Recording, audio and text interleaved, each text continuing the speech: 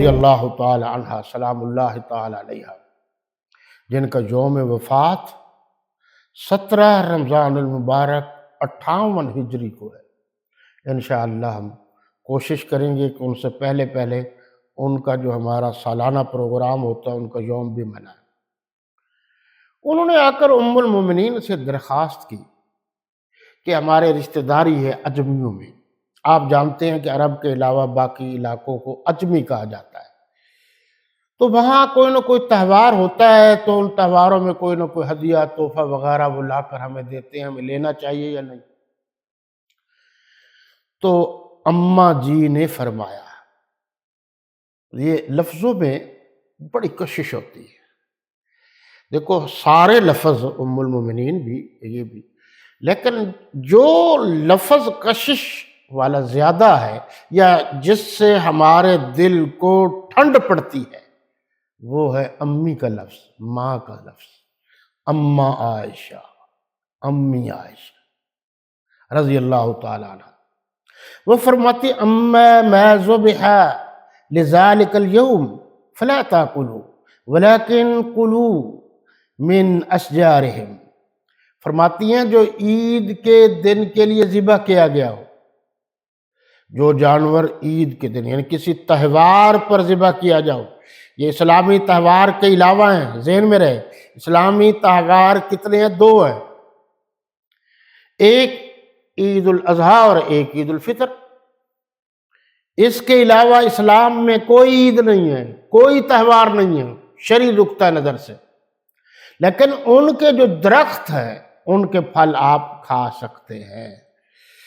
تو یہ بات سمجھ میں آ گئی کہ تعظیم غیر اللہ کے لیے یا کسی اور مقصد کے لیے وہ جانور ذبح کیا جائے تو وہ درست نہیں ہے۔ اب اگلا لفظ ہے جی، یہ بڑا اہم لفظ ہے، یہ 4 چیزیں ہو گئیں جو حرام ہیں۔ سورہ انعام میں بڑی ڈیٹیل سے اس کا ذکر آئے گا۔ جو اگلی بات ہے وہ یہ ہے کہ فَمَنِ اضْطُرَّ غَيْرَ بَاغٍ وَلَا آدٍ فَلَا إِثْمَ عَلَيْهِ، کوئی جنگل میں چلا گیا ہے، کوئی مجبوری ہو گئی ہے، وہاں کچھ نہیں مل رہا کھانے پینے کو اور ادھر سے جان بھی جا رہی ہے، تو اس وقت کوئی ایسی چیز جو شریعت میں حرام ہے 2 شرطوں کے ساتھ وہ کھا سکتا ہے۔ پہلی شرط یہ ہے کہ وہ شوق کے لیے نہ کھائے، طبیعت اس کی یعنی ذائقہ سمجھ کر حلال سمجھ کر نہ کھائے۔ دوسری شرط یہ وہ اتنی مقدار میں کھائے کہ جس سے اس کی جان بچ جائے۔ اب یہ پھر 2 چیزیں ہیں، ایک یہ کہ وہ کوئی جنگل میں ہے یا کوئی قیدی ہے، جیسے آج کل یہودی یہ کام کر رہے ہیں کہ وہ قیدی ہے، اس کے پاس کھانے پینے کی تو کوئی چیز نہیں ہے اور وہ اس کو کہتے یہ ہے، یہ کھا، حرام چیز۔ اب وہ ادھر سے مرتا ہے، جان جاتی ہے، تو تھوڑی چیز ضرورت کے لیے، اللہ تو جانتا ہے نا دلوں کا بھید، اور حد سے زیادہ مزے کے لیے لذت کے لیے یہ نہ کھائے۔ آگے فرمایا اگر اتنی کھا لے تو اس پر گناہ نہیں ہے۔ آپ کے علم میں ہوگا کہ دنیا میں مسلمانوں پر ایسا وقت بھی آیا ہے کہ کھانے کو کچھ نہیں ملا تو بلیاں رہ گئی، تو انہوں نے فتویٰ لیا۔ ابھی مطلب 5,000 5 لاکھ یا آپ کہہ دیجئے 500 ایک جگہ پر مسلمان پریشان حال ہیں اور وہ ان کو دیتے کچھ نہیں ہے، جن کے ہاں گرفتار ہیں تو وہ مجبور ہیں۔ تو اس مجبوری میں اسلام نے کہا ہے کہ حرام کھانے کی اس حد تک اجازت ہے۔ اب یہاں سے فقہا نے مسائل نکالے ہیں۔ ایک مسئلہ یہ بھی ہے کہ عام ہے، چولستان کا علاقہ ہے، یہ کسی جگہ پر ہے، وہ شریف آدمی ہے، وہ کسی سے مانگنا نہیں چاہتا اور وہ بہت بھوکا ہے اور بڑی پریشانی ہے، اب اس کو خطرہ ہو گیا کہ یار کچھ نہ کھایا پیا تو اب جان بھی جاتی ہے، تو اتنا کھانا پینا جائز ہے۔ اب یہاں یہ ذرا قابل غور بات ہے، حکومت کی موجودگی میں جو اپنے آپ کو اسلامی حکومت کہلاتی ہے، اور جو آدمی یا جو عورت بغیر کچھ کھائے پیے کے مجبوراً مر جائے تو اس کا ذمہ دار تو حکومت ہوگی۔ اسلامی انقلاب اسی تو کہتے ہیں کہ ہر ایک کو اس کا حق ملے۔ اب مثال کے طور پر ذرا غور کریں گے آپ میری بات پر، تنور پر روٹیاں لگ رہی ہیں، ایک بچہ آیا دوڑتا ہوا، اس نے کچھ روٹیاں اٹھائیں اور بھاگ گیا۔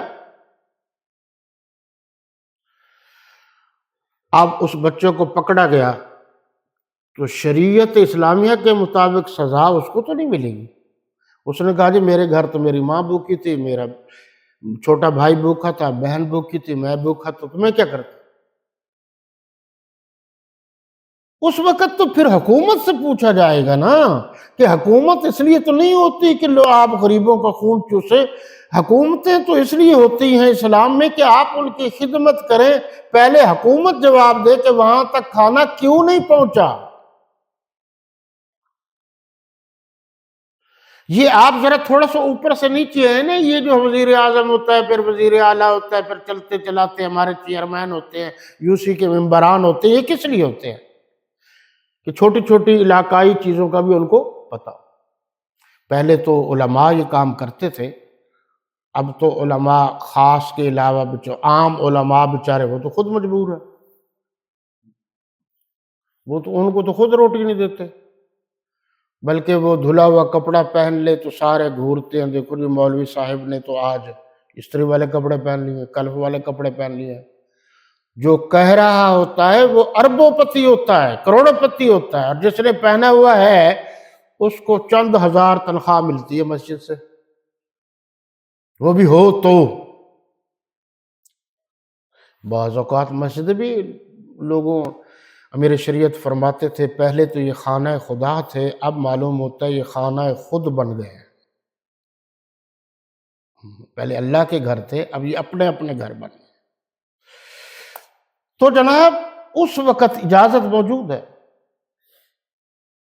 یہ اصول ہے، بین الاقوامی اصول بھی ہے کہ اس بچے کو سزا نہیں دی جائے گی، پہلے حکومت یہ فیصلہ کرے گی کہ یہ کام کیوں ہوا ہے، چوری اس نے کیوں کی ہے۔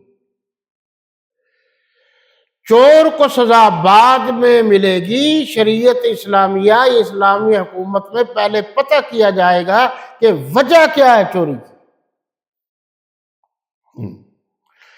حال ہی میں اگر آپ جنرل نالج رکھتے ہوں تو آپ کے علم میں یہ بات ہوگی کہ غیر ممالک میں ایک بچے نے اسی طرح کیا۔